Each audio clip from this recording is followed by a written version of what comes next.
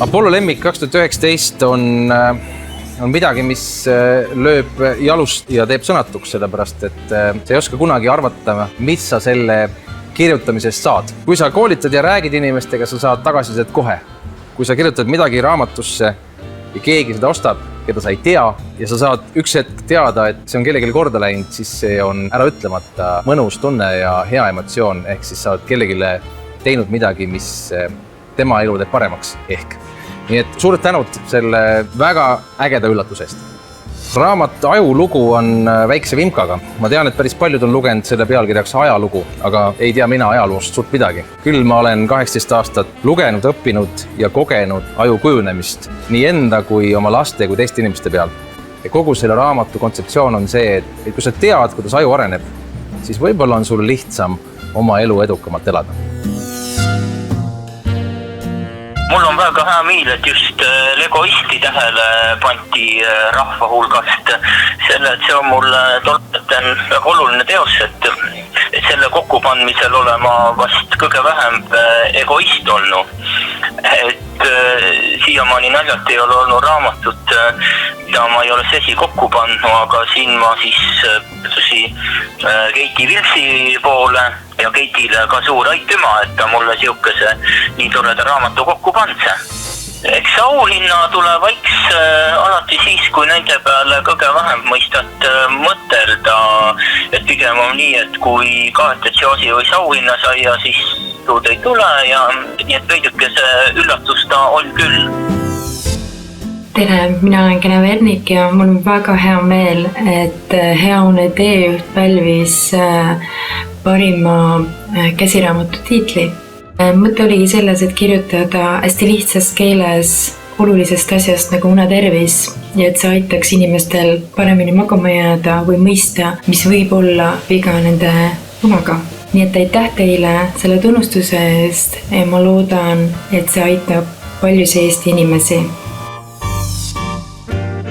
Aitäh kõikidele raamatu lugejatele ja aitäh kõikidele, kes toredate raamatute poolt hääletasid ja tänan väga neid, kes arvasid, et see raamat väärib tähelepanu. Aitäh kõikidele üliõpilastele, ajakirjanikele, kes mulle esitasid neid küsimusi, millest said siis lood Pärandi Aabitsasse. Aitäh Ene Haametsale, kes väga ilusaid pilte joonistas. Aitäh kirjastus Tänapäevale, kes selle mõttega kaasa tuli.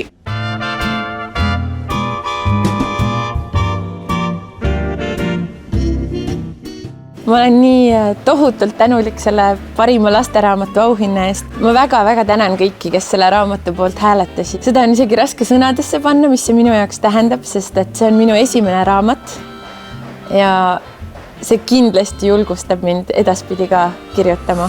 Seda raamatut kirjutades ma tegelikult mõtlesin eelkõige oma enda laste peale, et mis väärtusi mina tahaks neile edasi anda, mida ma tahaks edasi anda oma lastelastele ja lapselapselastele ja ühtlasi kõigile Eesti lastele täpselt samamoodi.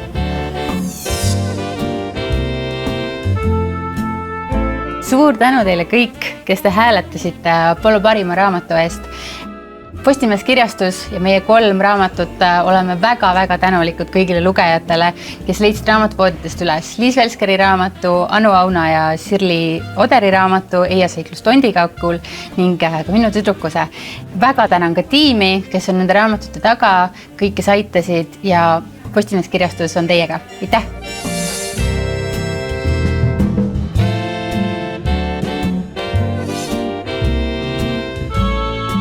Aitäh teile, armsad lugejad, kes te hääletasite romaani Tüdrukuna eelmise aasta parimaks ilukirjandusteoseks.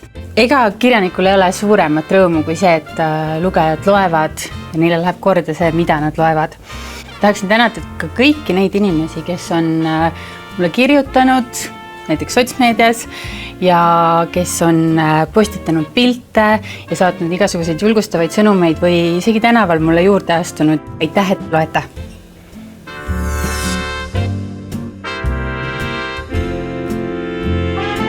Ma sain kätte oma auhinna Eestlane tema lugu, mis on siis rahvahääletuse auhind ja ma olen väga tänulik, sest ma rääkisin väga-väga ausalt oma kõige sügavamast ja kurvemast ajast ja ma lootsin, et see läheb inimestele hinge ja ma olen väga tänulik kõigile, kes hääletasid minu poolt.